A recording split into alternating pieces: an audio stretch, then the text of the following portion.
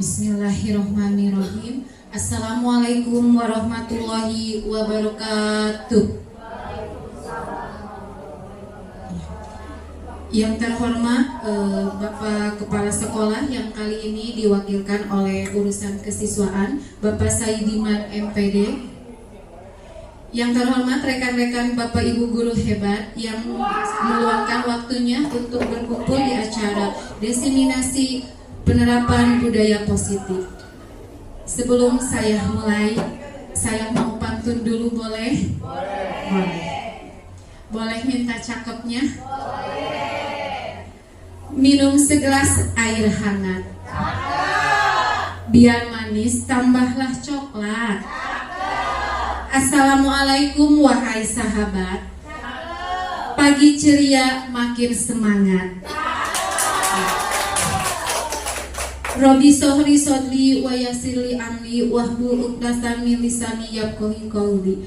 Puji syukur saya panjatkan kepada kehadiran Allah Subhanahu wa taala karena hidayah serta inayahnya lah kita bisa berkumpul dalam acara pemaparan diseminasi budaya positif di lingkungan SMP Negeri 1 Karangtengah. Dalam keadaan sehat walafiat, kita semua bisa berkumpul di ruangan ini, tidak kekurangan satu apapun. Adapun acara hari ini yaitu yang pertama adalah pembukaan. Yang pertama yang sudah saya buka hari ini. Kemudian yang kedua adalah menyanyikan Indonesia Raya. Yang ketiga adalah sambutan dari Bapak Kepala Sekolah. Yang keempat adalah pemaparan budaya positif. Yang kelima adalah umpan balik atau tanya jawab. Dan yang terakhir adalah penutup. Mari kita menginjak ke acara yang kedua, yaitu menyanyikan lagu Indonesia Raya. Bapak Ibu hebat, mohon berdiri.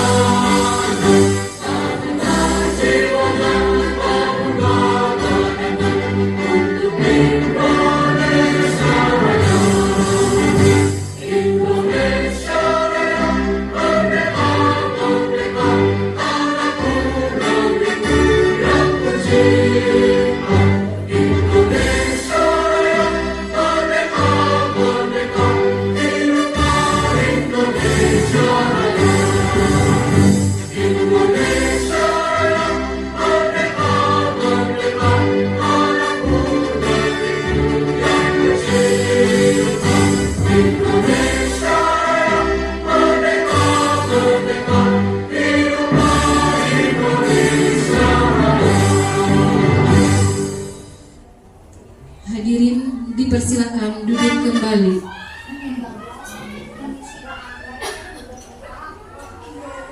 Baik Bapak Ibu hebat, kita menginjak ke acara yang ketiga, yaitu sambutan dari Bapak Kepala Sekolah SMP Negeri 1 Karangtengah yang akan diwakilkan oleh Bapak Saidiman MPD bagian urusan kesiswaan.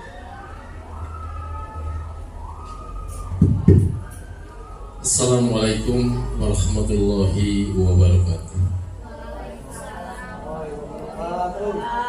Innal hamdalillah wa syukrun ala ni'millah, asyhadu an la ilaha illallah wa asyhadu anna Muhammadar Rasulullah. Yang terhormat Ibu dan Bapak guru yang hebat-hebat, ya. Yang terhormat Ibu Nenek sebagai calon guru penggerak yang akan memberikan materi materi nantinya. Saya mengucapkan banyak terima kasih kepada ibu-ibu dan bapak-bapak yang telah menghadiri acara Destinasi Budaya Positif di SMP Negeri 1 Karangtengah yang akan dipaparkan nanti oleh Ibu Nenek Megawati MPD. Kenapa saya bangga? Karena momen yang paling indah mudah-mudahan menjadi motivator bagi kita semua, sehingga acara ini bisa diimplementasikan nantinya kepada rekan-rekan semuanya, dan mudah-mudahan kepada rekan-rekan yang belum menjadi guru penggerak, ajang motivator bagi kita semua, sehingga kita bisa menjadi guru penggerak semuanya. Itu yang kami harapkan, dan mudah-mudahan apa yang telah nanti disampaikan oleh Ibu Neneng menjadi panutan bagi kita semua, sehingga kita juga bisa sebagaimana apa yang telah nanti dipaparkan oleh Ibu Neneng. Mungkin itu saja yang bisa saya sampaikan. Terima kasih. Assalamualaikum warahmatullahi wabarakatuh. Terima kasih Bapak Saidiman MPD atas sambutannya. Baik Bapak Ibu hebat, acara selanjutnya yaitu pemaparan destinasi budaya positif yang akan disampaikan oleh Ibu Neneng Hendrawati SPD, calon guru penggerak angkatan 9 dari Kabupaten Cianjur, SMP Negeri 1 Karangtengah. Mohon aplausnya Bapak Ibu hebat. Terima kasih Ibu Eka atas kesempatan. Assalamualaikum warahmatullahi wabarakatuh. Rabbi sholli wa yassirli amri wahlul 'uqdatam min lisani yafqahu qawli, amma ba'd. Puji dan syukur mari kita panjatkan kehadirat Allah Subhanahu wa taala atas limpahan rahmat-Nya kita dapat berkumpul di sini dalam keadaan sehat walafiat. Terima kasih Ibu Bapak guru hebat sudah menghadiri kegiatan ini. Mudah-mudahan membawa manfaat. Kita bersama-sama sharing di sini. Saya tidak mungkin mengajari Ibu Bapak karena Ibu Bapak lebih mumpuni ilmunya dibanding saya. Namun tujuan saya hanya ingin berbagi apa yang sudah saya dapat pada kegiatan calon guru penggerak pada modul 1.4 tentang budaya positif. Sebelumnya mari kita ice breaking dulu supaya suasananya bahagia ya, bergembira dulu ya.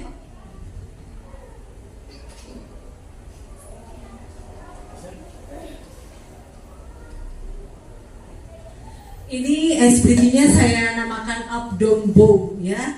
Jadi silakan Ibu Bapak berpasang-pasangan dulu. Berdiri saja Ibu Bapak ya.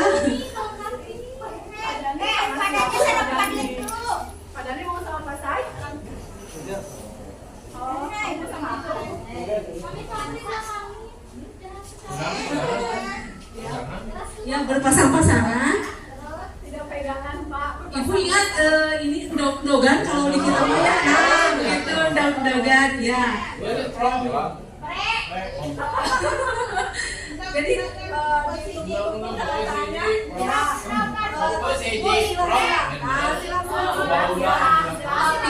ya silang-silang seperti dog-dogan gitu ya. Tapi di sini kalau saya bilang up berarti yang paling bawah ke atas. Kalau saya bilang down berarti yang atas ke bawah. Kalau saya bilang boom berarti yang atas menangkap tangan temannya. Tapi temannya nanti harus bisa menghindar. Ya. Yang satu yang menghindar, yang bagian atas berarti yang akan menangkap. Ya. Coba dicoba dulu sebentar, coba WK.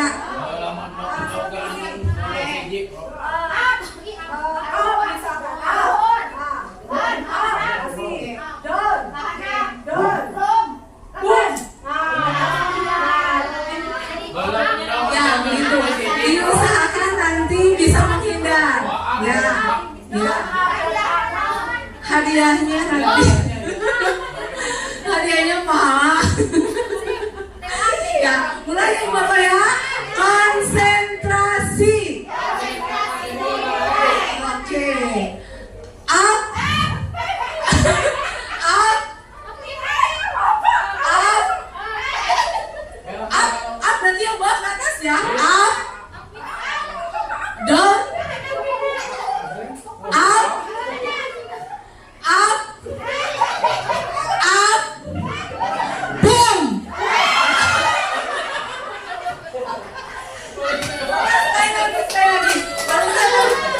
Sekali lagi. Kalau up berarti yang bawah ke atas. Ya, kalau down ke bawah. Oke, satu kali lagi. Up. Up. Down. Down. Up. Down. Down. Ya, konsentrasi. Down. Up. Up. Up. Up. Boom.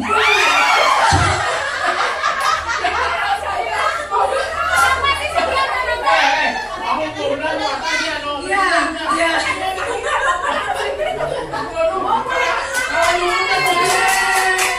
Ya. Nanti bisa dipraktekkan di kelas untuk ice breaking dengan anak-anak ya, Ibu Bapak. Ya, kalau dengan anak-anak lebih seru karena mereka lebih cekatan begitu ya. Kalau ibu-ibu kan masih, aduh kembalinya. Ya boleh. Ya. Mengangkat permainan tradisional yang dimodifikasi dengan bahasa Inggris ya supaya lebih menarik buat anak. Yang akan saya sampaikan ini mengenai budaya positif. Adapun inti dari budaya positif ini adalah perubahan paradigma belajar, kemudian disiplin positif, motivasi perilaku manusia, nilai-nilai kebajikan, kebutuhan dasar, posisi kontrol murid, keyakinan kelas, serta segitiga restitusi. Kita mulai dari yang pertama mengenai pembelajaran dengan paradigma baru. Sekarang ini ada beberapa perubahan, yaitu pembelajaran dengan paradigma baru ini merupakan pembelajaran yang dirancang berdasarkan prinsip pembelajaran berdiferensiasi.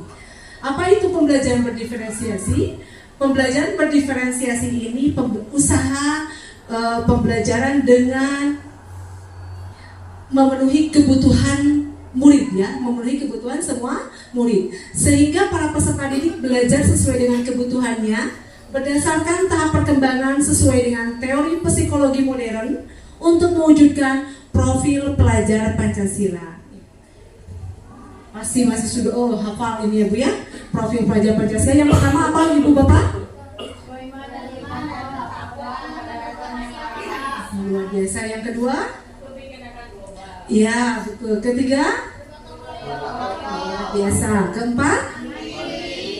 5? 6? Ya, luar biasa Ibu Bapak. Di sini ada miskonsepsi tentang teori kontrol. Ya. Di sini kita sebut dengan ilusi. Kenapa kita sebut dengan ilusi? Karena pernyataan-pernyataan atau hal-hal ini itu merupakan sesuatu yang salah yang kita lakukan ya. Yang pertama adalah guru mengontrol murid. Nah di sini mengontrol murid ini tidak bisa dilakukan seperti didasarkan dari kesadaran murid ingin mengontrol dirinya sendiri ya. Kemudian ilusi bahwa semua penguatan positif, efektif dan bermanfaat.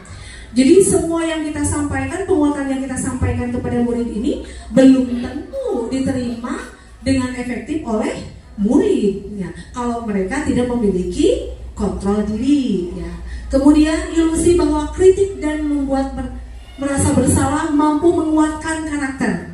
Nah, Ibu Bapak, apakah membuat merasa bersalah pada murid itu akan membuat penguatan karakter atau tidak?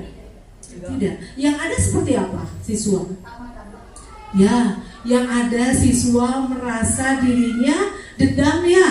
Nah, terus merasa dirinya, iya betul, insecure ya. Jadi merasa tidak percaya diri.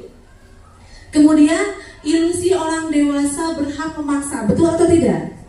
Salah ya, karena orang dewasa itu tidak bisa memaksakan kehendaknya kepada orang yang lebih muda. Jadi mereka harus dimintai pendapatnya ya. Di sini mengubah paradigma stimulus respon ke pendekatan teori kontrol. Yang pertama, di stimulus respon ini realitas atau kebutuhan kita sama. Di teori kontrol, apakah kebutuhan kita sama atau tidak? Berbeda, betul sekali. Kemudian semua orang melihat hal yang sama. Pada kenyataannya di teori kontrol, setiap orang memiliki gambaran yang berbeda. Kemudian kita mencoba mengubah orang agar berpandangan sama dengan kita. Bisa tidak? Tidak ya, kita berusaha memahami pandangan orang lain tentang dunia. Artinya kita tidak bisa memaksakan kehendak kita orang lain ingin menjadi seperti apa yang kita harapkan. Namun kita berusaha untuk memahami bagaimana orang lain memandang kita atau memandang orang lain atau hal-hal yang lainnya ya. Kemudian perilaku buruk dilihat sebagai suatu kesalahan, betul atau tidak?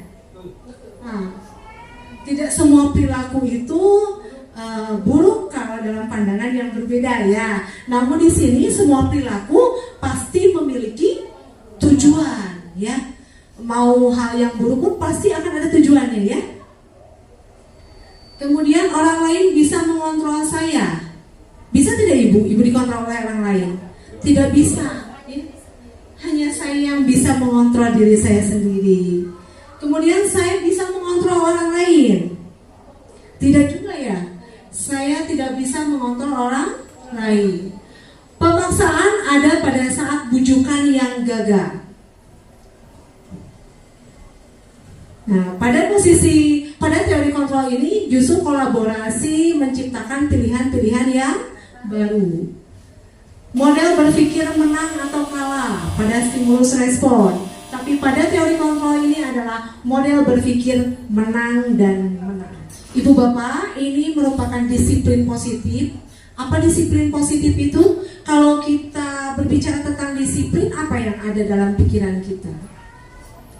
Sesuai aturan, tata tertib, ya betul. Mungkin ada juga paksaan seperti itu ya. Nah, ya betul sekali. Disiplin ini adalah cara penerapan disiplin yang mengajarkan anak untuk bertanggung jawab. Ya, disiplin positif ini mengajarkan anak untuk bertanggung jawab dan menumbuhkan kesadaran diri berdasarkan nilai-nilai kebajikan. Lebih ke arah disiplin diri yang dapat mengontrol dalam melakukan segala tindakan. Kemudian dapat membuat murid memahami dan menyadari berdasarkan motivasi internal bukan akibat paksaan, pujian atau hukuman. Jadi di sini kesadaran diri ya, disiplin positif itu mengacu pada kesadaran diri. Sedangkan pujian juga tidak begitu bagus ya, karena pujian itu kalau terlalu sering dilakukan juga akan menjadi kebiasaan untuk anak. Kalau suatu saat tidak dipuji maka dia tidak akan melakukannya gitu. Bagaimana tugas kita sebagai pendidik? Nah, tujuan kita adalah menuntun murid untuk memiliki disiplin diri sehingga mereka berperilaku yang mengacu pada nilai-nilai kebajikan universal dan memiliki motivasi intrinsik, bukan motivasi ekstrinsik. Berikut motivasi perilaku manusia. Yang pertama, motivasi perilaku manusia ini dilandasi adalah untuk menghindari ketidaknyamanan atau hukuman. Nah, di sini ibu melakukan sesuatu itu kadang dilakukan atas latar belakang dari ketidaknyamanan atau hukuman ya. Nah, contohnya kan seperti orang pakai helm ya untuk berkendara sepeda motor. Tidak semua orang punya kesadaran ya. Mereka mungkin menggunakan sepeda motor itu karena takut ditilang, atau mungkin juga mereka itu takut karena angin. Ya. Kalau kena angin masih itu motivasinya motivasi intrinsik ya. Tapi kalau hukuman gitu ya, takut ditilang, seperti berarti belum ada kesadaran sendiri. Kemudian untuk mendapatkan imbalan atau penghargaan, ya satu pujian, saya mau melakukan ini supaya saya mendapat satu pujian dari atasan atau misalkan begitu ya. Nah, itu motivasi dari perilaku manusia, atau mungkin mendapatkan imbalannya. Saya mau melakukan ini karena saya mendapatkan uang misalkan, atau mendapatkan hadiah. Kemudian yang terakhir ini adalah untuk menjadi orang yang mereka inginkan dan menghargai diri sendiri dengan nilai-nilai yang mereka percaya. Nah, dari ketiga motivasi ini, motivasi eksternal ini untuk menghindari ketidaknyamanan atau hukuman, serta untuk mendapatkan imbalan dan penghargaan ini termasuk ke dalam motivasi eksternal, motivasi dari luar, dan ini tidak konsisten nantinya ya. Sedangkan untuk menjadi orang yang mereka inginkan dan menghargai diri sendiri dengan nilai-nilai yang mereka percaya, ini termasuk ke dalam motivasi internal. Jadi ada yang melihat, tidak ada yang melihat, mereka akan melakukan seperti itu ya.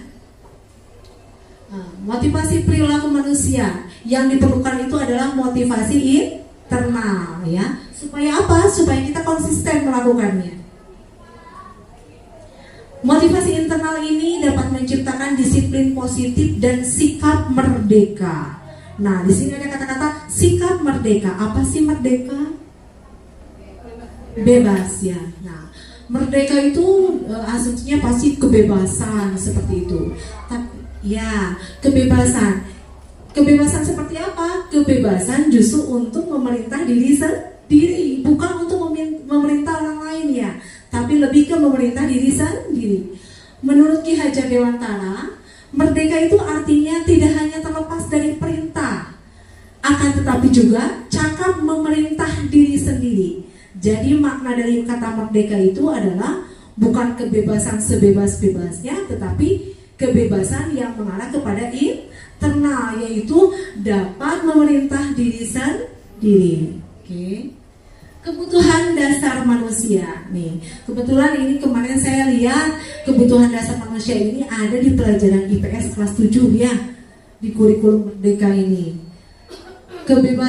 Kebutuhan dasar manusia adalah seluruh tindakan manusia memiliki tujuan tertentu, yaitu untuk memenuhi kebutuhan dasar. Ini menurut William Glasser ya. Nih, ada 5 kebutuhan dasar manusia. Yang pertama adalah bertahan hidup. Nah, kebutuhan dasar manusia ini yang pertama adalah bertahan hidup. Apa aja Bu, Ibu Bapak? Untuk mempertahankan hidup. Ya, betul. Makan, minum, terus tempat tinggal. Luar biasa ya. Untuk bertahan hidup maka kita butuh rumah, makan ya. Betul sekali ya, betul Pak Rodi. Kasih sayang dan rasa diterima.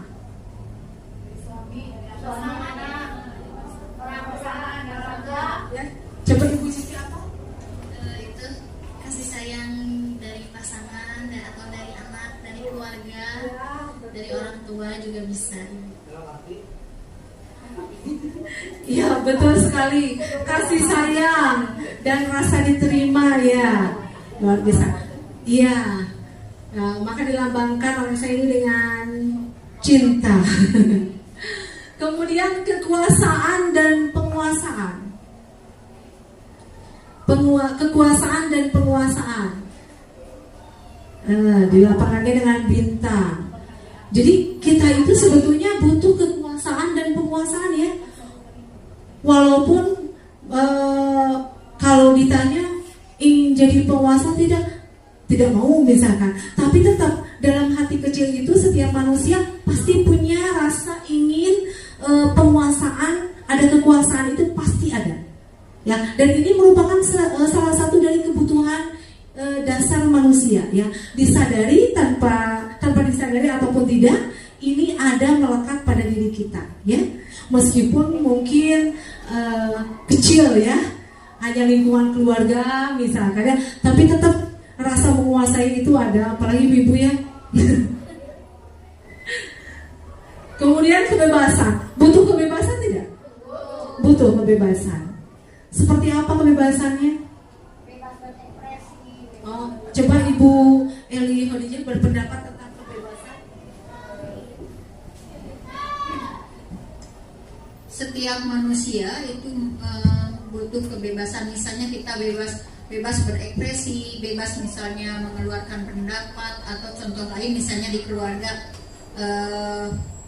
bebas misalnya menggunakan pakaian misalnya sesuai dengan situasi dan kondisi. Jadi tidak mau diatur, biasanya ibu-ibu nih tidak mau diatur, jadi mereka ingin bebas, tapi bebas juga dalam aturan tertentu. Luar biasa, tepuk tangan untuk Ibu Eli.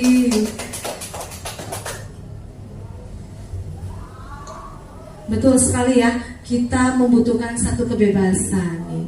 Saya lambangkan dengan kupu-kupu yang indah ya. Kenapa dengan kupu-kupu? Karena kupu-kupu bisa terbang, seperti itu ya. Tapi tetap kebebasan yang kita lakukan ini masih dalam koridor-koridor yang sesuai dengan aturan ya. Kemudian kesenangan. Nah, ini sangat dibutuhkan ya, kesenangan. Ya, ini Mami nih. Mi, butuh kesenangan Mi? Butuh. Iya, seperti apa coba Mi kesenangan yang Mami sering lakukan? Kesenangan sini misalnya kebahagiaan, mencari kesenangan misalnya untuk menghilangkan stres. Nah, kita perlu hiburan. Berkumpul dengan anak-anak juga itu merupakan suatu kebahagiaan, kesenangan ya. Luar biasa Mami, tepuk tangannya buat Mami. Ya, kita butuh kesenangan ya. Kesenangan itu setiap orang akan berbeda ya. Ada kesenangan mungkin ya berkumpul dengan keluarga, atau mungkin juga berkumpul dengan teman-teman. Ya betul. Atau mungkin juga betul sekali. Apalagi ibu-ibu yang senang masak mungkin dengan menyalurkan hobinya ya. Itu juga. Nah, seperti Bu Hesti, Bu Eli ini yang senang memasak. Di saat mereka memasak, berarti mereka sedang melaksanakan atau melakukan kesenangan mereka ya. Berarti dengan secara langsung mereka sudah memenuhi kebutuhan dasar mereka. Dan itu adalah berbeda ya. Mungkin juga sebagian orang memasak itu bukan suatu kesenangan juga ya. Jadi tergantung pada individu masing-masing. Kebutuhan apa yang sedang berusaha dipenuhi oleh anak-anak ini? Nah, jadi selain daripada kita sebagai orang dewasa, anak-anak tentunya murid-murid kita itu juga memerlukan kebutuhan ya, sama halnya karena mereka juga sama-sama manusia ya. Nah, di sini ada beberapa kebutuhan yang berusaha dipenuhi oleh anak-anak. Yang pertama, aku senang main kejar-kejaran dengan ibu guru, seru. Nah, berarti ini kesenangan apa yang ingin mereka dapat?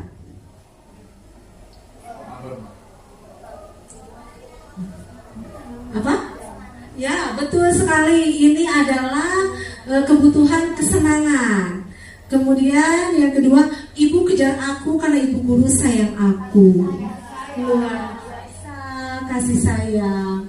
Kemudian aku hebat kan? Bisa bikin ibu guru kejar ibu. Ya, penguasaan. Betul sekali.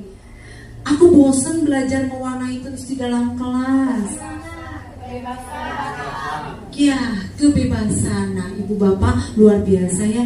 Di sini dari semua ini sudah ibu bapak jawab dengan benar apa kebutuhan yang dibutuhkan oleh murid-murid kita. Jadi di saat mereka melakukan sesuatu, berarti kita harus memahami dulu apa yang mereka butuhkan ya. Nah, kebutuhan dasar manusia sama halnya dengan kita. Ketika kelima kebutuhan dasar murid telah terpenuhi secara memadai, maka murid akan tumbuh dengan seimbang dan bahagia. Sebaliknya, jika kebutuhan dasar tidak terpenuhi dengan baik, maka seseorang akan mengalami emosi negatif seperti sedih, bosan, kecewa, bahkan akan melakukan perbuatan yang bertentangan dengan nilai-nilai kebajikan atau melanggar peraturan. Dengan kata lain, perilaku buruk seseorang adalah respon dari kebutuhan yang tidak terpenuhi. Namun, mereka tidak tahu cara menyampaikannya. Sebagai guru, kita harus dapat menerima murid apa adanya sesuai dengan kodratnya.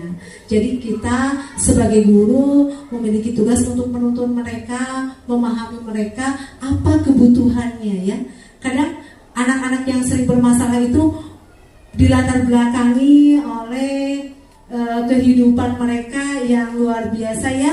Kadang mungkin kalau kita di posisi mereka pun kita tidak akan mampu ya.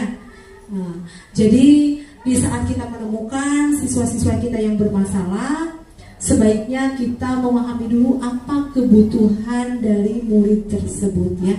Dengan kita memahami kebutuhan mereka, insya Allah kita dapat menyikapinya dengan lebih baik atau bijaksana ya. Di sini posisi kontrol. Posisi kontrol seorang guru ada 5. Yang pertama adalah sebagai penghukum. Yang kedua sebagai pembuat merasa bersalah. Yang tiga sebagai teman. Kemudian yang keempat sebagai pemantau. Dan yang kelima sebagai manajer. Seorang guru ini dari kelimanya ini, supaya kita lebih bisa memahami, mari kita bersama-sama melihat video tayangan dari kasus Naren.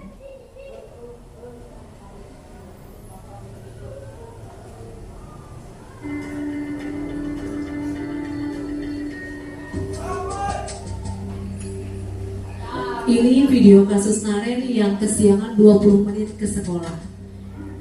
Posisi kontrolnya sebagai penghukum. Naren, sini kamu.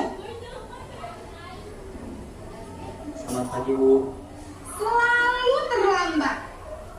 Kamu deh, pasti terlambat. Maaf, Bu. Saya... Apa? Apa coba? Alasan kamu apa lagi? Kapan sih kamu tidak terlambat? Malas sekali ya kamu jadi anak.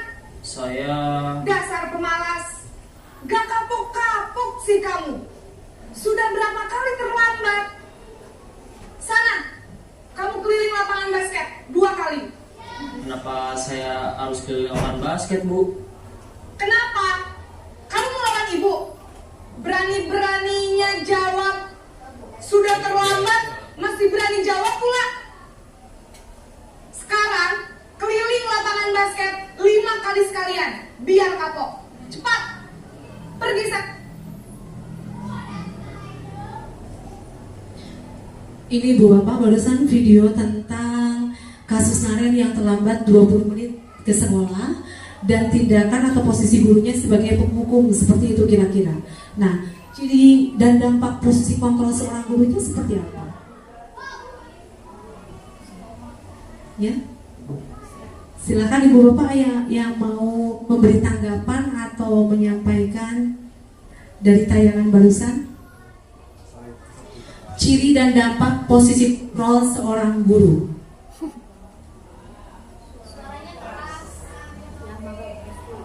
Suaranya keras Betul. dan menghardik ya. Iya. Terus menyindir. Menyindir, Iya, betul. kesalahan anaknya. Iya betul, itu ciri-cirinya ya. Ciri-ciri. Kemudian dampaknya apa Bu Hesti? Dampaknya anak merasa trauma, Betul. terus merasa bersalah. Iya. Iya. Mungkin akan ada ketidaknyamanan ya. Iya, betul sekali. Ada Ibu Bapak yang mau menanggapi lagi? Posisi penghukum itu cenderung suaranya keras dan menghardik. Nah, menunjuk-nunjuk, menyakiti dan menyindir. Hukuman verbal dan fisik ya, seperti tadi kan. Silakan lari, seperti itu ya. Padahal itu tidak ada korelasinya dengan perbuatan kesalahannya ya, sehingga tidak membuat pembelajaran buat mereka ya. Kemudian dampaknya murid akan memberontak bahkan mungkin akan membenci gurunya. Bukannya dia sadar dengan kesalahannya, malah sebel sama ibu itu, sebel sama bapak itu, mungkin seperti itu ya, dalam hati mereka seperti itu. Iya, ini adalah posisi yang kedua, yaitu posisi pembuat merasa bersalah. Silakan ibu bapak dilihat tayangan dari posisi pembuat merasa bersalah.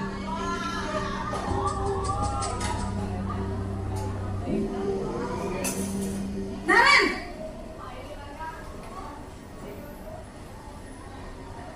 Selamat pagi, Bu. Naren, kamu kenapa terlambat lagi, nak? Ya Tuhan, Naren, kamu senang ya bikin ibu susah ya? Kalau kamu terlambat lagi, nanti ibu yang ditegur bapak kepala sekolah, nak. Disangka ibu tidak bisa membina kamu. Duh, gimana ini? Maaf, Bu. Duh, Gusti Naren, kamu suka ya kalau ibu ditegur bapak kepala sekolah? Terus, sekarang ibu harus tulis apa ini di buku absen? Ini kamu sudah sering terlambat loh. Ibu harus apa coba? Maaf, Bu.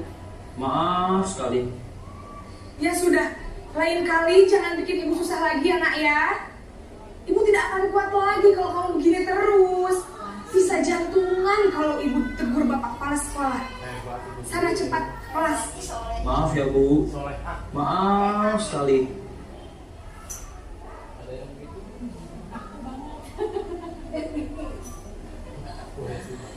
Yang barusan adalah video seorang guru di posisi pembuat merasa bersalah ya. Nah, di sini ciri dan dampak posisi kontrol seorang guru sebagai pembuat merasa bersalah seperti apa? Oleh Ibu Li. Ciri dan dampak posisi kontrol seorang guru pembuat merasa bersalah bahwa si guru itu merasa dia gagal untuk mendisiplinkan siswa. Jadi dia terlihat tadi merasa dia bersalah karena si Naren itu tidak datang selalu terlambat. Jadi selama ini dia selalu menasehati tapi tidak pernah digubris oleh si Naren. Jadi merasa bersalah karena tanggung jawabnya mungkin agak kurang dan sebagainya, sehingga si guru tersebut takut misalnya nanti kepala sekolah memarahinya karena ada anak yang masih tidak mematuhi tata tertibnya. Terima kasih Bu Eli, betul sekali. Mungkin ada pendapat yang lain? Ya, mangga Ibu Rosa. Izin menjawab ya, Bu? Boleh, mangga Ibu. Perkenalkan dulu. Hati. Nama saya Rosa ya. Iya. Ibu Rosa ya. Dari SMPN 1 Karangtengah Bapak Sami. Di sini ya posisi guru merasa menyalahkan, posisi guru memposisikan dirinya itu menderita gitu, Bu. Ya.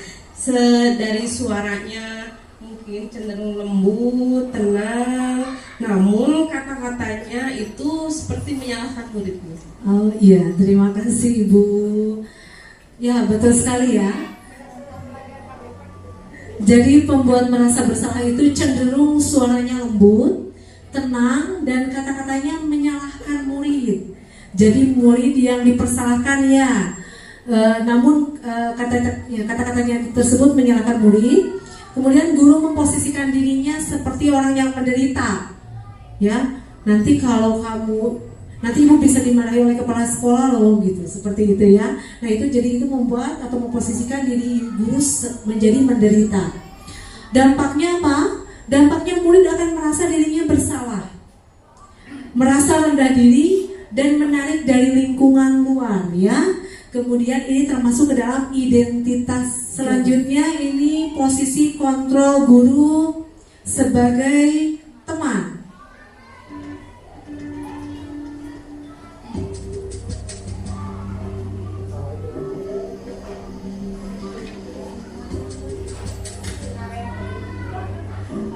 Masih Naren. Naren! Masih di kasus yang sama ya?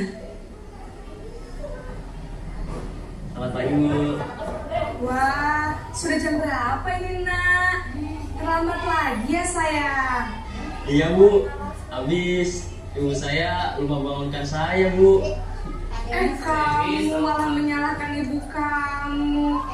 Kamu bukannya anak yang larinya paling kencang. Kok terlambat sih? Iya Bu, saya memang terlambat bangun tadi. Jadi biarpun saya lari kencang, tetap gak kekejar Bu. Ya sudah sana, nanti lain kali larinya lebih kencang lagi ya, biar gak terlambat lagi. Bikin seneng ibu, demi ibu, bisa kan? Bisa lah Bu. Ya sudah sana masuk kelas, ibu beresin urusan absen kamu. Kamu ini ada-ada saja.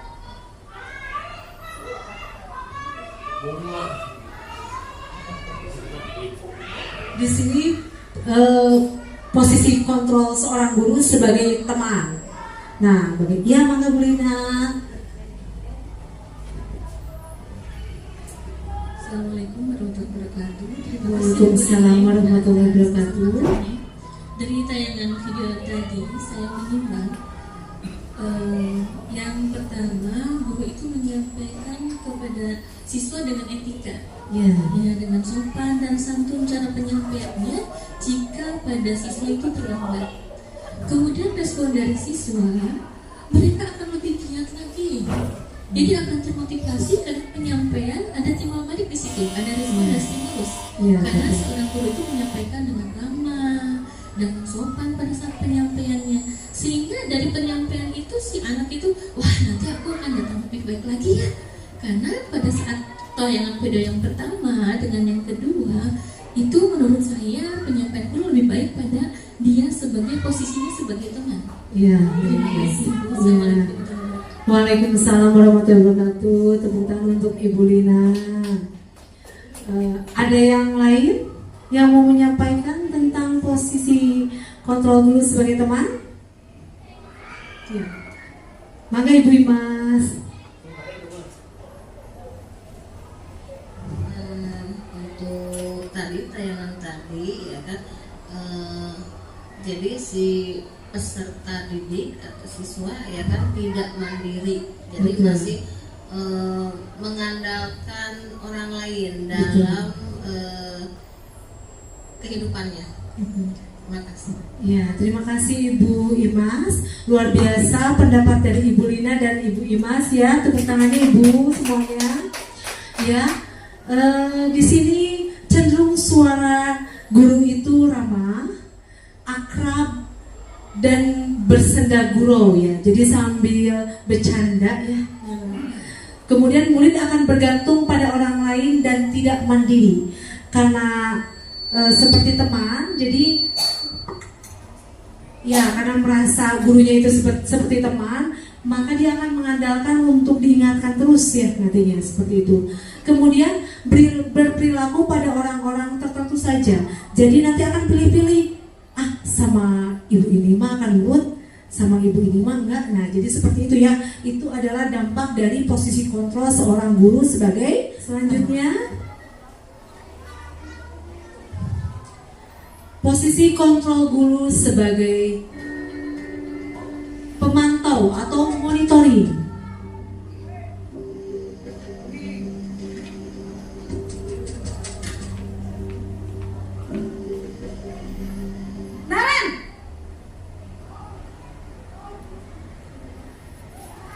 Selamat pagi Bu.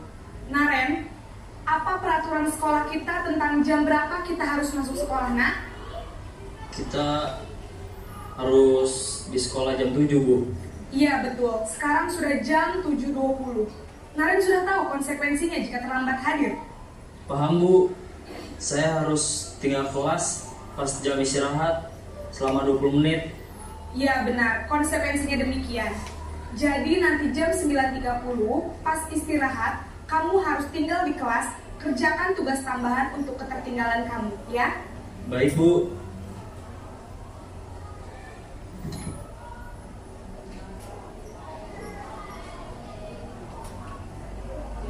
Di sini sebagai guru, sebagai pemantau atau monitoring. Silakan Ibu Bapak yang mau menanggapi tentang posisi kontrol sebagai guru atau monitoring. Boleh Bapak.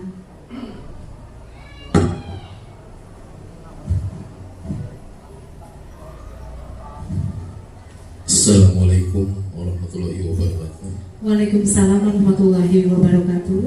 Ya, melihat dari tayangan video bahwa kita dalam arti seorang guru harus mengingatkan bahwa tata tertib sekolah yang harus dilaksanakan sehingga anak tidak merasa kecewa atau bagaimana karena udah tahu kesalahan yang diperbuat. Seharusnya Naren masuk jam 7 sesuai dengan aturan tata tertib sekolahnya bahwa masuk jam 7 sekarang, padahal Naren udah jam 7.20 jadi ketinggalan 20 menit.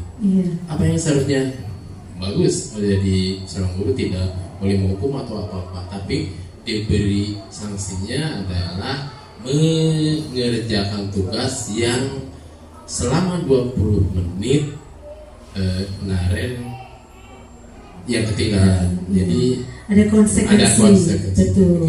Begitu Ibu. Terima kasih. Terima kasih Pak Saidiman. Tepuk tangannya untuk Pak Saidiman. Ya, betul sekali.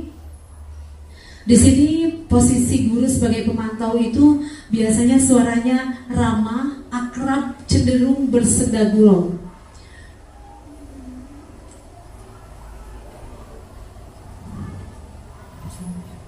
Ya, di posisi pemantau ini cenderung melihat kepada aturan, ya, aturan yang ada seperti apa dan siswa melakukan dengan konsekuensi. Tetapi ini masih ke dalam motivasi eksternal, ya, karena mungkin ada rasa takut dengan aturan, terus ada rasa bahwa saya ini dilihat, diperhatikan, ya, jadi dipantau. Jadi masih belum ada di posisi motivasi. Ini yang terakhir, ini adalah posisi manajer.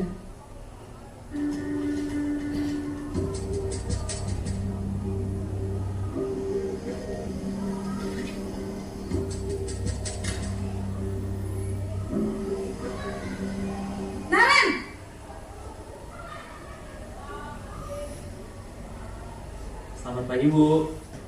Selamat pagi Naren. Maaf Bu, saya terlambat. Iya, sekolah masuknya jam 7, sekarang sudah jam 7.20. Jadi sekarang bagaimana ini Naren? Maaf Bu, saya lupa setel alarm saya semalam. Baiklah, menurut kamu, keyakinan sekolah yang mana yang perlu kamu tingkatkan? Menghargai diri sendiri dan orang lain mungkin ya Bu. Setuju. Jadi, apakah Naren meyakini prinsip saling menghormati tersebut? Iya Bu, saya meyakininya. Apakah Naren bersedia memperbaiki masalah keterlambatan ini? Bersedia Bu. Bagaimana kamu akan perbaiki masalah keterlambatan ini? Saya akan coba untuk tidak lupa menyetel alarm saya Bu. Baik, kalau Naren lupa menyetel alarm di rumah, ada orang yang kira-kira bisa bantu mengingatkan tidak? Ada Bu, kakak saya, Kak Emma. Ada lagi selain Kak Emma? Selain Kak Emma, ada ibu saya. Baik, jadi yang mengingatkan Naren adalah Kak Emma dan ibu kamu ya? Kira-kira akan mulai setel alarm kapan nih Naren? Setelah pulang sekolah, akan segera saya lakukan. Baik, jadi Naren akan setel alarm untuk bangun besok pagi dan akan diingatkan oleh kakak dan ibunda Naren ya. Ada lagi yang mungkin perlu dilakukan Naren agar tidak terlambat bangun lagi? Tidak ada Bu. Baik Naren, terima kasih untuk kerjasama kamu. Sekarang kamu perlu kembali ke kelas untuk belajar. Baik Bu, terima kasih. Di sini posisi manajer ya. Posisi manajer ini adalah posisi yang paling ideal untuk menjadi seorang guru ya. Dimana ada yang mau berpendapat Pak tentang posisi manajer di sini? Ya, silahkan Ibu Rosa. Assalamualaikum warahmatullahi wabarakatuh. Waalaikumsalam warahmatullahi wabarakatuh. Di sini guru tidak emosional ya Bu ya? Betul. lalu memberikan pertanyaan-pertanyaan yang dapat membuka pikiran anak dan membimbing anak dalam memecahkan masalahnya sendiri. Betul sekali. Terima kasih Bu Rosa, tepuk tangannya untuk Ibu Rosa.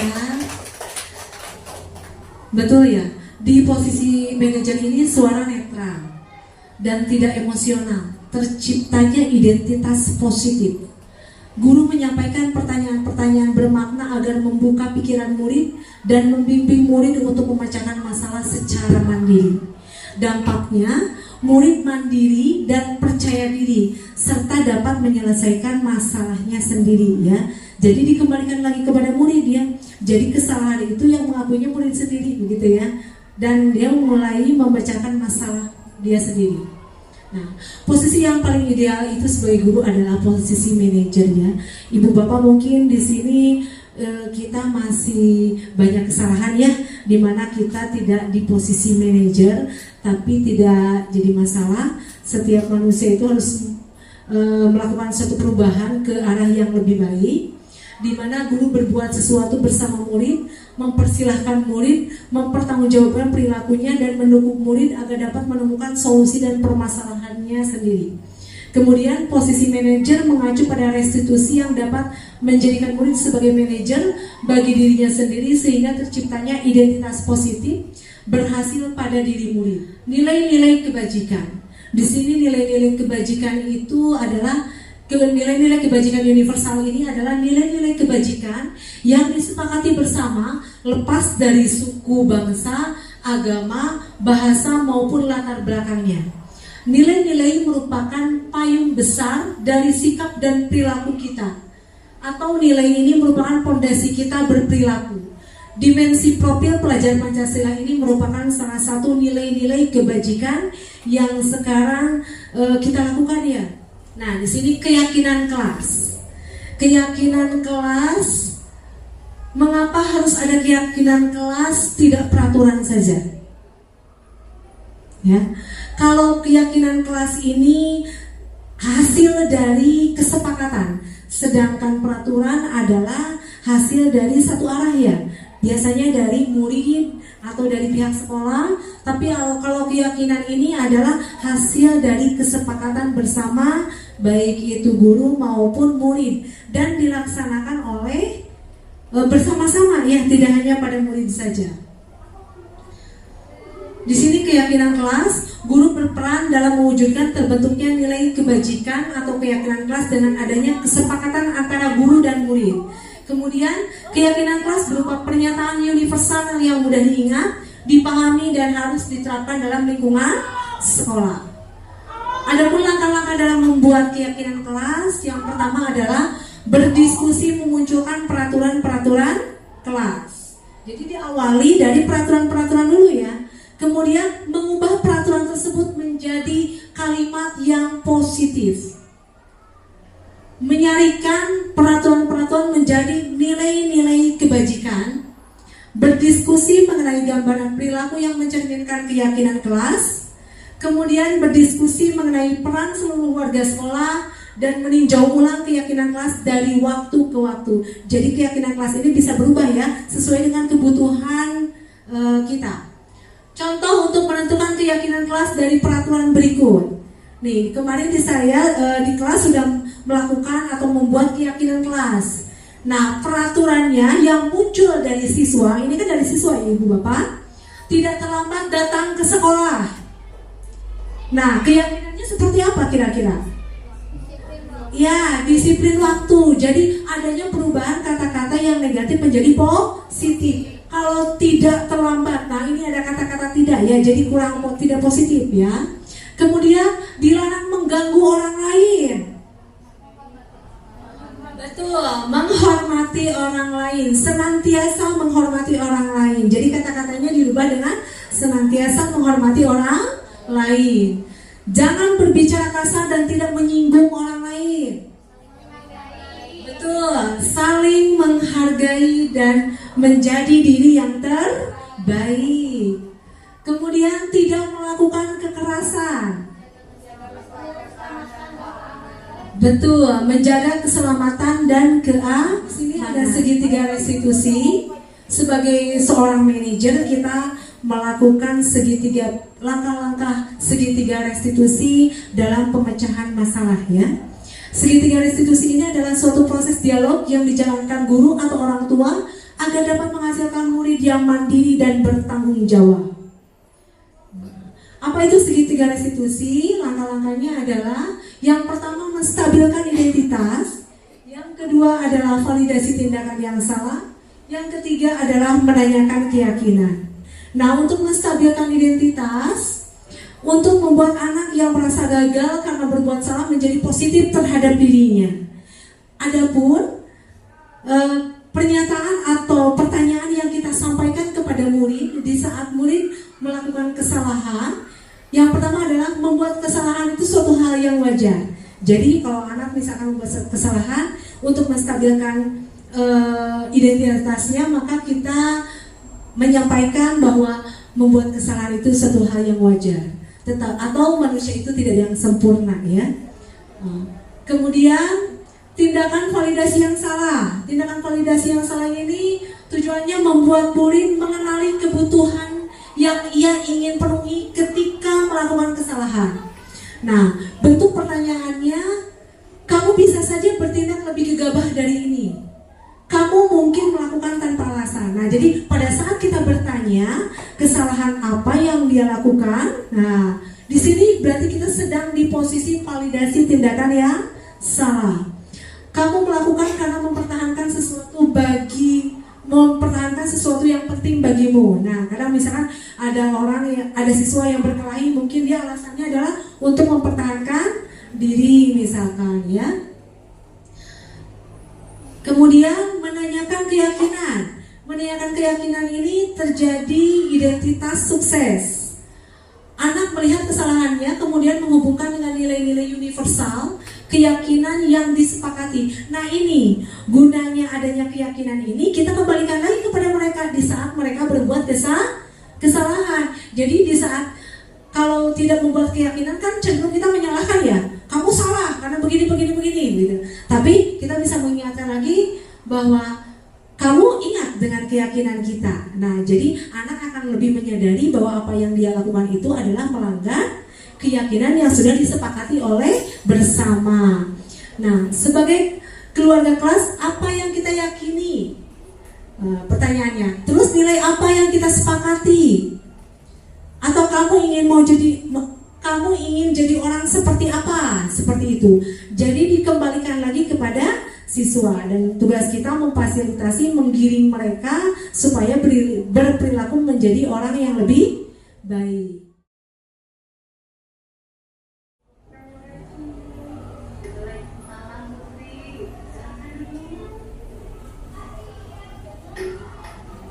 Ini pada saat kasus yang pertama, seorang anak yang bernama Putri dari SMP Negeri 1 Barat Tengah. Kasusnya adalah dia sering dicontek, namun dia merasa marah karena disebut pelit, tidak mau memberikan hasil tugasnya.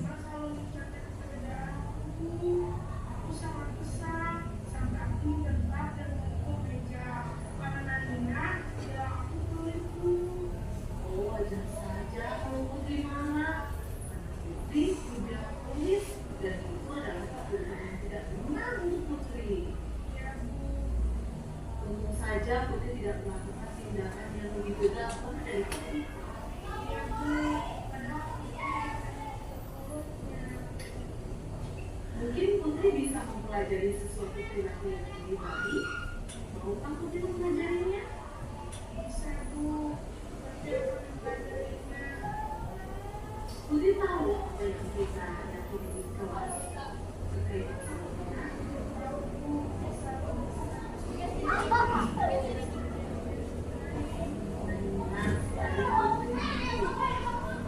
Putri ingin jadi orang seperti apa?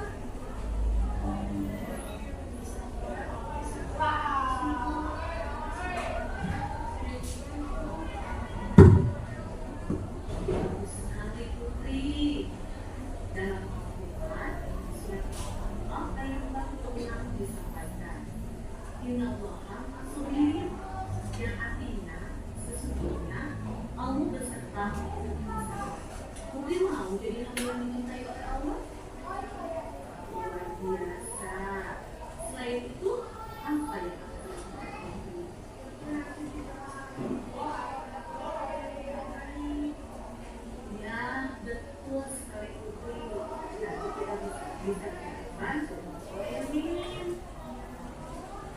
Ibu senang sekali bicara dengan Putri, dan Ibu yakin Putri bisa menjadi pribadi yang lebih baik, soleh dan sukses di dunia.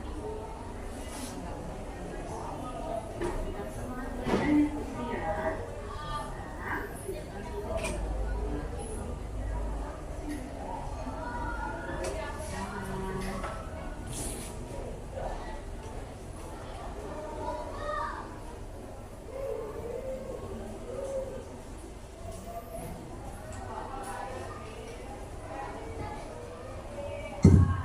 Ya, barusan Ibu Bapak adalah praktik dari segitiga restitusi yang dilakukan oleh saya sendiri dengan salah satu siswa di SMP di 1 Karangtengah.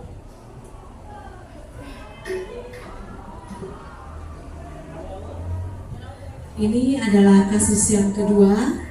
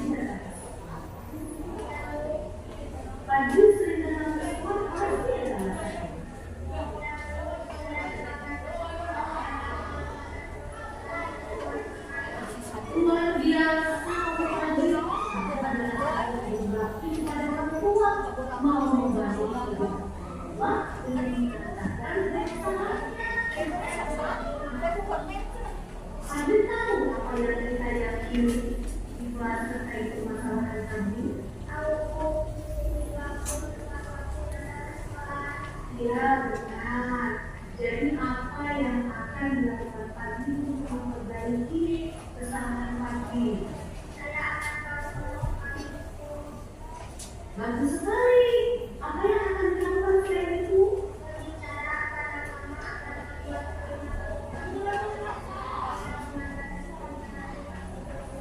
Bagus sekali pagi.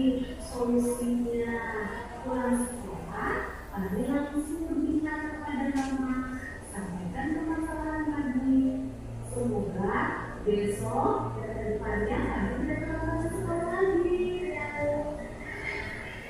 Sekarang pagi boleh kembali ke kelas. Sampaikan salam ibu kepada orang tua ya. Waalaikumsalam.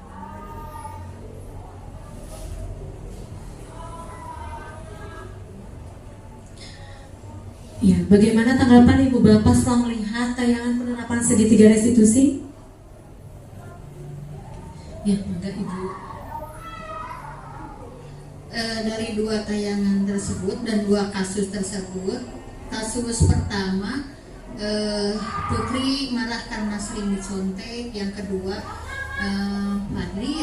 Fadli yang sering kesiangan. Nah, dari 2 tayangan tersebut siswa menghadapinya, baik siswa maupun ibu guru menghadapinya dengan tenang, dan siswa menyadari kesalahannya, yaitu yang pertama Putri itu menyadari bahwa dia marah, dan Fadli juga siangana. Dengan ketenangannya ibu guru memberikan bimbingan, arahan sehingga siswa mau berubah, jadi kesalahannya mau diubah dan mempertanggungjawabkannya, gitu ya. Jadi Putri tidak akan marah lagi kalau dicontek, katanya dia akan sabar apabila ada yang mencontek, dan Fadli siap untuk tidak kesiangan. Ya, terima kasih Ibu Eni, betul sekali ya. Jadi dengan adanya segitiga restitusi ini, baik itu guru maupun murid merasa nyaman ya, merasa aman, tenang. Ya, jadi kitanya juga tidak menghadapinya tidak emosi. Ya, begitu. Jadi terciptanya disiplin positif yang merujuk kepada budaya positif. Nah, seperti itu. Baik guru maupun murid merasa tenang di sini ya.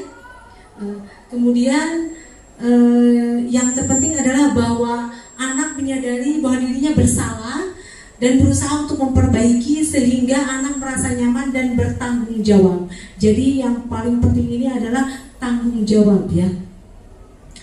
Segitiga restitusi ini guru berperan sebagai manajer menggunakan segitiga dengan 3 tahapan, yaitu menstabilkan identitas, validasi tindakan yang salah, dan menanyakan keyakinan. Tujuannya seperti apa? Yaitu menghasilkan murid yang memiliki kontrol diri dan bertanggung jawab.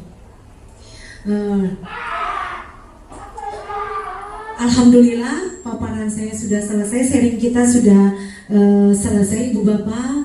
Mari kita belajar bersama, berkolaborasi, saling mendukung demi mewujudkan disiplin positif yang akan merujuk ke dalam budaya positif dengan 3 tahapan, yaitu menstabilkan identitas, validasi tindakan yang salah, dan menanyakan keyakinan.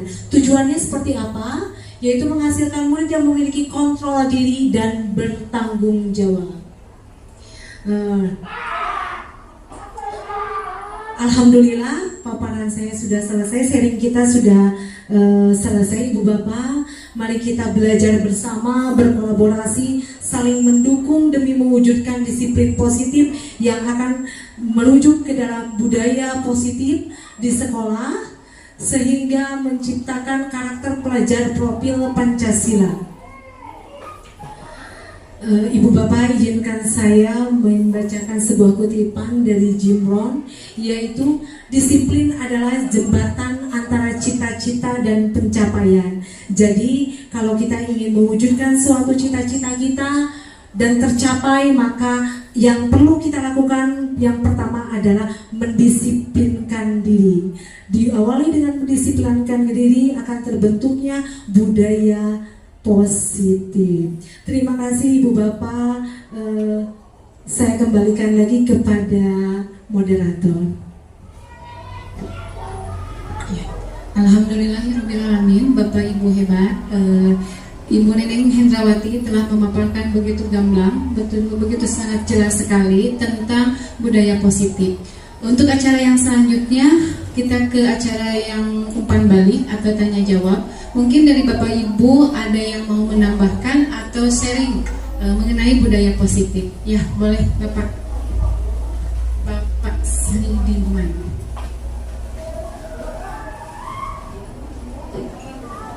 Tes. Mangga Bapak. Oke, terima kasih Ibu Moderator. Assalamualaikum warahmatullahi wabarakatuh. Setelah mendengarkan paparan yang disampaikan Ibu Neneng, ya. Nah, sebagai kita yang sering melaksanakan di lapangan, kapan harus kita akan melaksanakan keyakinan disiplinan itu di kelas, jadi apa? Keyakinan kelas. Iya, keyakinan kelas itu. Jadi biar anak merasa enak gitu ya. Nah, bagaimana menerapannya itu kapan gitu ya? Keyakinan kelas. Itu mungkin dulu. Terima kasih. Assalamualaikum warahmatullahi wabarakatuh. Waalaikumsalam. Terima kasih Bapak Saidiman. Ada yang mau menanggapi mungkin pertanyaan atau umpan balik dari Bapak Saidiman, kapan kira-kira kita harus membuat keyakinan kelas? Ya, gitu. Oke. Kapan ya? Ada yang mau menanggapi? Oke, boleh Ibu Lina. Sebentar. Terima kasih kepada mereka. Saya menanggapi dari pertanyaan Pak Saidiman, kapan kita harus membuat keyakinan di kelas? Iya. Menurut pendapat saya, Ibu, tahun ajaran baru. Oke, keyakinan betul. kita masing-masing siswa menempelkan keyakinannya sendiri-sendiri pada saat nanti dimulai proses belajar mengajar. Jadi menurut saya keyakinan kedisiplinan itu kapan dibuat? Dibuat pada ajaran baru. Masing-masing peserta didik berkolaborasi dengan guru dan melakukan satu persepsi keyakinan mana yang di antar kelas yang akan kita pilih dengan musyawarah, baru kita menyepakati kedisiplinan, misalnya tepat waktu dalam belajar, ketepatan waktu dalam kita datang supaya tepat waktu, keyakinan-keyakinan yang lain, sehingga kita sesuai sepakat dan pada ajaran baru mereka akan melakukan dengan apa yang kita sudah buat itu. Terima kasih. Assalamualaikum warahmatullahi wabarakatuh. Terima kasih, betul sekali yang disampaikan Ibu Lina ya. Jadi pada saat di awal pembelajaran kita membuat keyakinan kelas sehingga bisa dilakukan oleh semua siswa, nanti oleh semua warga sekolah ya. Tergantung pada keyakinan apa yang kita buat. Kalau keyakinan sekolah berarti oleh warga sekolah, kalau keyakinan kelas berarti oleh warga kelas. Ya, mungkin Ibu Bapak ada yang mau bertanya lagi? Oh, boleh, Bu Lina. Terima kasih Bu Neni. Yang akan saya tanyakan Ibu di sini sebentar ini. Tadi saya membaca sebentar Ibu.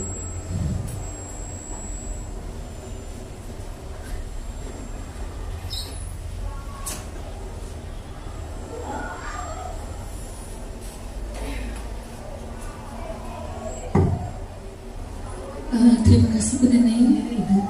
Guru hebat. Wah, luar biasa sekali pemaparannya. Is the best. Ya, karena saya sering sharing dengan Ibu ya, jadi saya terbawa aura positifnya. Wah, luar biasa sekali, keren banget. Guru-guru hebat. Yang akan saya tanyakan Ibu di sini di pembelajaran paradigma bahwa kurikulum merdeka itu adalah pembelajaran berdiferensi, itu pembelajaran yang menyenangkan ya Bu. Di sini saya baca ada profil Pancasila ya, profil pelajar Pancasila. Apakah Bu yang menjadi pertanyaan saya, profil pelajar Pancasila yang ke-6 itu di dalam RPP apakah harus ada seluruhnya Ibu? Mohon maaf, apakah hanya sebagian aja sesuai dengan materi yang akan kita sampaikan Ibu? Yang pertama, kemudian yang kedua Ibu, saya menemukan temuan saya di dalam kelas ada anak yang tidak merasa percaya diri Ibu ya. Tadi Ibu memaparkan ada motivasi internal, ada motivasi eksternal. Nah, yang ingin saya tanyakan, bagaimanakah memotivasi anak itu? Padahal saya di dalam kelas sudah memotivasi anak tersebut, tapi anak itu tidak punya rasa percaya diri. Padahal anak itu punya talenta, sehingga saya wah, anak itu punya talenta hebat. Nah, bagaimana Bu masukan dari Ibu supaya nanti saya menjadi bahan tambahan saya untuk ke peserta didik itu agar mereka itu wah, nah ternyata kamu tuh hebat loh. Akhirnya dia rasa percaya tubuh itu dia, oh sehingga saya tidak minder lagi. Jadi dia tuh menyadari bahwa itu punya kelebihan. Terima kasih Bu. Assalamualaikum warahmatullahi wabarakatuh. Waalaikumsalam warahmatullahi wabarakatuh. Terima kasih Bu Lina, pertanyaan yang luar biasa. Yang pertama adalah apakah profil pelajar Pancasila yang ke-6 dimensi itu harus ada pada modul atau RPP? Kalau mau ada semua ya lebih baik ya Bu Lina, tapi tidak harus semua. Kita bisa pilih beberapa untuk materi yang kita pilih ya, disesuaikan saja. Tapi secara keseluruhan nanti harus mencakup seluruhnya. Namun mungkin dimensi yang kita tonjolkannya hanya 1 atau 2, mungkin 2 atau 3 ya. Mungkin begitu Ibu Lina. Untuk pertanyaan yang pertama, untuk pertanyaan yang kedua itu tentang motivasi ya. Motivasi itu kan datang dari motivasi diri dan motivasi dari luar ya, intrinsik dan eksternal. Untuk motivasi, seharusnya motivasi diri, namun tidak semua siswa memiliki motivasi diri yang baik. Nah, kita sebagai guru memfasilitasi mereka, menuntun mereka, menggali mereka bagaimana bisa memotivasi mereka dengan cara-cara yang banyaklah yang bisa dilakukan. Atau kita juga bisa berkomunikasi dengan orang tuanya Bu Lina, bagaimana latar belakang anak tersebut ya. Terus mungkin kenapa dia tidak bisa percaya diri? Mungkin ada kebutuhan yang belum terpenuhi. Nah, mungkin kita bisa melihat dari situ latar belakangnya apa, kemudian kita mencari tahu dan kita mencari solusinya. Seperti itu Ibu Lina. Terima kasih. Ya. Mungkin Bu Eka bagaimana? Bapak Ibu hebat, mungkin karena waktu juga, mohon maaf untuk umpan balik atau tanya jawab dicukupkan saja untuk 2 penanya. Baiklah Bapak Ibu hebat, Alhamdulillah, Rabbil Alamin, kita berada di acara penutup acara diseminasi budaya positif. Yang bisa saya refleksikan dari acara ini yaitu hari ini kita belajar tentang budaya positif, belajar tentang kebutuhan dasar manusia, belajar juga tentang posisi kontrol manusia atau posisi kontrol Bapak Ibu guru, kemudian bagaimana kita mencari solusi atau memecahkan dari setiap masalah dengan menggunakan segitiga restitusi. Baik Bapak Ibu hebat, Alhamdulillah hari ini kita menambah wawasan, menambah ilmu kita. Mudah-mudahan dengan berakhirnya acara ini Bapak Ibu kedepannya bisa mengimplementasikan pemaparan budaya positif kali ini, bisa menambah untuk diaplikasikan dalam kehidupan sehari-hari. Dengan mengucapkan Alhamdulillah, acara dari hari ini saya akhiri. Wabillahi taufiq wal hidayah. Wassalamualaikum warahmatullahi wabarakatuh.